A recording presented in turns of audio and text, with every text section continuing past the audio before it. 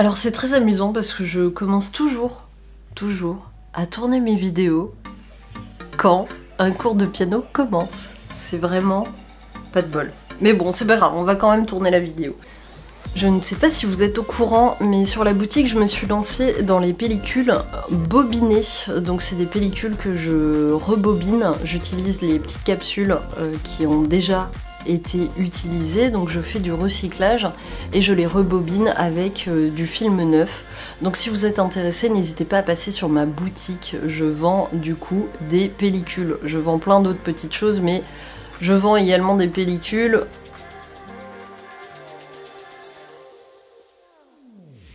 Salut YouTube, ici Mia alias Click Argentique et aujourd'hui on va parler d'un appareil photo. On va faire un test d'appareil photo. L'histoire de cet appareil photo va être rapide pour une fois puisque je n'ai aucun souvenir de comment je me suis procuré cet appareil là. Voilà, ça c'est fait. Comme toujours, une partie de mes dires repose sur le site internet collection-appareil.fr, notamment pour la partie technique. L'appareil dont je vais vous parler aujourd'hui, c'est le Nikon F90X. Et cet appareil-là a un bon paquet de réglages. Je n'aborderai pas tous les réglages dans cette vidéo, au risque d'avoir une vidéo de plus d'1 heure. On va donc faire un survol de ses capacités, mais retenez bien le fait qu'il a un max de réglages possibles, ce qui ouvre à un maximum de possibilités possibles. Avec cet appareil, on s'approche doucement du numérique. D'ailleurs, j'en profite pour vous dire, si jamais vous êtes photographe numérique ou si jamais vous n'avez jamais touché à l'argentique, mais que vous avez un appareil numérique avec lequel vous êtes plutôt à l'aise, cet appareil-là serait un bon compromis pour vous, puisqu'il vous permettrait de passer à l'argentique en douceur.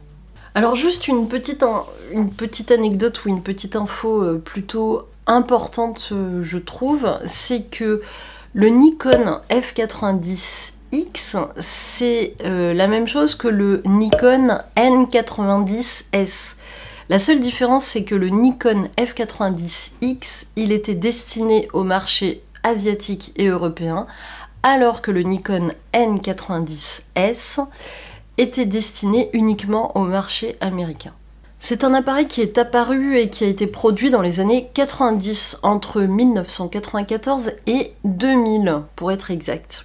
Il accueille des pellicules 135 et shoot à un format classique de 24-36 mm. Le rembobinage et l'avancement de la pellicule se fait à l'aide d'un moteur électrique. La vitesse de l'obturateur, elle a une très belle amplitude puisqu'on peut shooter de 1/30 à 1/8 millième de seconde, ce qui est assez énorme. Vous avez également, bien évidemment, la pose B. La sensibilité ISO, elle a deux facteurs, c'est-à-dire que si vous utilisez le système du code DX de la lecture automatique de votre appareil photo, vous pourrez insérer des pellicules allant de 25 ISO à 5000 ISO. Si vous préférez mettre vous-même les ISO de votre pellicule, là vous avez un petit peu plus d'amplitude puisque vous pouvez mettre des pellicules de 6 ISO à 6400 ISO. Dernier petit point technique, je parlerai simplement du retardateur qui est réglable. Et ça c'est plutôt chouette, on peut régler le retardateur de 3 secondes à 30 secondes. Dans cette vidéo, j'ai testé le Nikon F90X avec un zoom qui m'a été généreusement offert par une abonnée. Merci à toi si tu passes par là. Et j'ai galéré.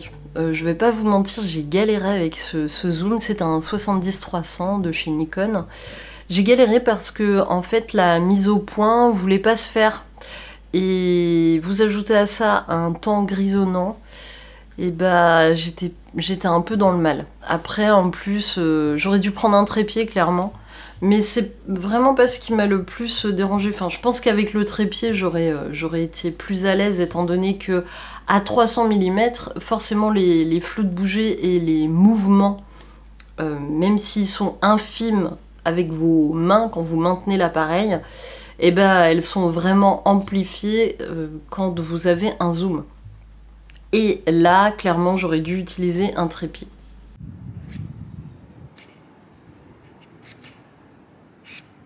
Tu vois là par exemple, il y a un truc qui m'agace profondément avec cet appareil-là. C'est que je veux faire la mise au point sur le caillou. Et ensuite, garder, donc à la mi-course, garder la mise au point sur le caillou, mais relever mon cadre. Et ben lui, il veut pas. Et ça, c'est énervant.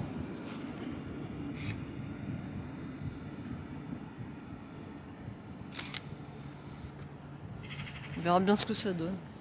Alors en toute sincérité, c'est un appareil avec lequel j'ai pas eu de coup de foudre. J'ai pas été à l'aise avec, clairement. De toute façon, je vais pas dire que je l'aime. Hein.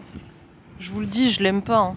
Il y a des points négatifs sur cet appareil qui font que je ne l'ai pas gardé. À ce jour, il est parti vivre une nouvelle vie, chez une abonnée d'ailleurs. Et voilà, je lui souhaite une très belle vie, mais avec moi en tout cas, c'était pas passé. Alors voici quelques points que je n'ai pas aimés dans cet appareil.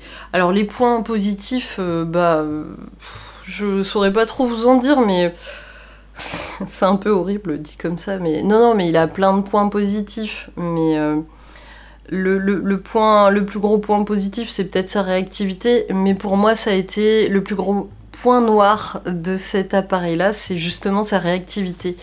Si vous voulez, le petit bip de mi-course, il en a pas. En tout cas, sur le mien, il n'y en avait pas. Et le problème, c'est que le petit bip de mi-course et le déclencheur, le bouton déclencheur, était beaucoup trop sensible. Ce qui fait que j'ai perdu des photos, clairement, parce qu'il s'est enclenché alors que je voulais pas, j'avais pas fini ma mise au point. Et notamment avec l'objectif que j'ai utilisé, quand je faisais la mise au point au centre et que je voulais décentrer ma prise de vue, à chaque fois, il enlevait la mise au point et du coup il se remettait à zoomer et à galérer. Donc c'était pas... Alors là, ça vient peut-être pas de l'appareil mais de l'objectif, mais voilà, c'était pas quelque chose avec lequel j'étais à l'aise. Je l'avais déjà utilisé avec d'autres objectifs, donc voilà, mais vraiment le bouton déclencheur qui déclenche alors que t'as pas fini de faire ton cadrage, t'as pas fini de... C'était pour moi un point noir et vraiment quelque chose qui a fait que aujourd'hui je ne l'ai pas gardé. Alors attends.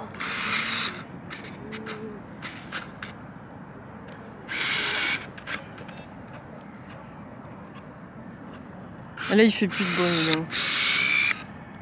Voilà. Je suis pas contente. Un autre point négatif de cet appareil, c'est son poids. Je l'ai trouvé super lourd. Sachant qu'en plus, il accueille 4 piles haha. Les piles classiques, là, les haha. Il y a les haha. Mais c'est pas des ha-ha-ha, parce que les ha-ha-ha, elles sont plus petites, mais là, c'était des ha-ha. Donc, plus grosse et plus lourde. L'appareil sans objectif, sans aucun objectif, plus les 4 piles, on atteignait déjà les 887 grammes, ce qui est déjà un bon gros poids.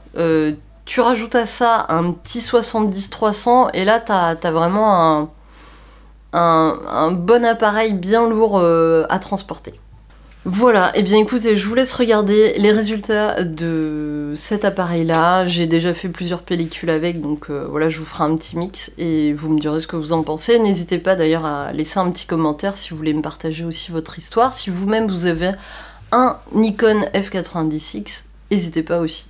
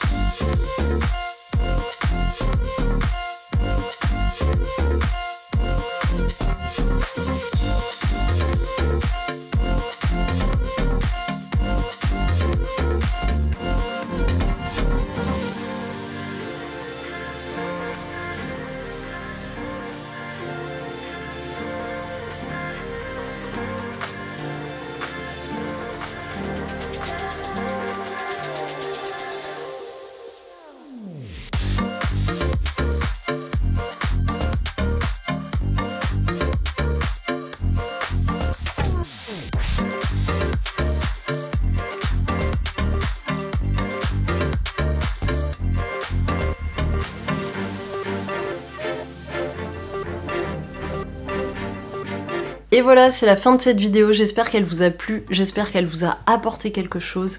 N'hésitez pas à passer sur mon Tipeee pour me soutenir, n'hésitez pas à liker, partager et commenter cette vidéo. Je vous retrouve la semaine prochaine pour de nouvelles aventures. En attendant, prenez soin de vous et faites de belles photos.